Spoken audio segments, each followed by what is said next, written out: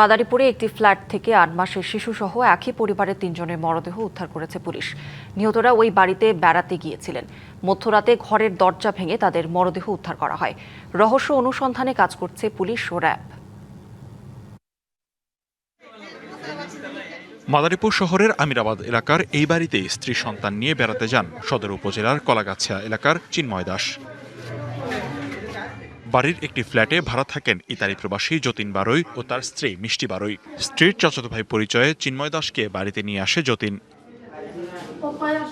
রাতের খাবারের পর একটি কক্ষে ঘুমাতে যায় চিন্ময় দাসের পরিবার। এরপর আর সারা শব্দ না পেয়ে মধ্যরাতে জরুরি সেবা 999-এ কল দেন মিষ্টি বারৈ। পুলিশও ডাকছে, আমিও ডাকছি যে খোলে না।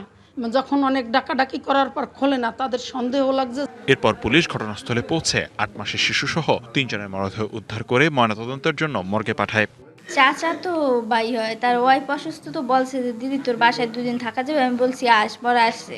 এই সম্পর্কে তো আমি কিছু জানি না যে কেন ঘটনা ঘটছে। আমি জানি তার ওয়াইফ অসুস্থ। কালার এক্সপার্ট ডার্ক স্যাপ এবং মাইল্ড অন হ্যান্ডস টেকনোলজি সমৃদ্ধ অরিক্স অ্যাডভান্স ডিটারজেন্ট পাউডার আপনার লন্ড্রি এক্সপার্ট।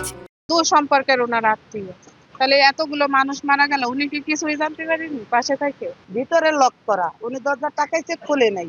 সুস্থ তদন্ত অবশ্যই চাই। এই ঘটনার ছায়া তদন্তে নেমেছে র্যাব। ঘটনার পর থেকেই পলাতক মিষ্টির স্বামী যতীন বারৈ। নিশ্চয় কি আত্মহত্যা বা হত্যা, এরকম পুরোটাই এখন পর্যন্ত ক্লিয়ার বোঝা যাচ্ছে না। তবে আমরা তদন্ত চালিয়ে যাচ্ছি, আসলে এই ঘটনাটা কি বা কোন ধরনের সহায়ক কোনো টুল থাকবে বা সেই টুলগুলোর মাধ্যমে এই ঘটনার আদ্যপান্ত দেওয়া আমরা করার চেষ্টা করছি। শহরের আমিরাবাদে 3.5 বছর ধরে ভাড়া থাকেন গোপালগঞ্জের মুকসুদপুর সাতপাড়া এলাকার ইতালি প্রবাসী যতীন বারৈ ও তার পরিবার। লিখনকান্তি ভৌমিক, ডিবিসি নিউজ ডেস্ক।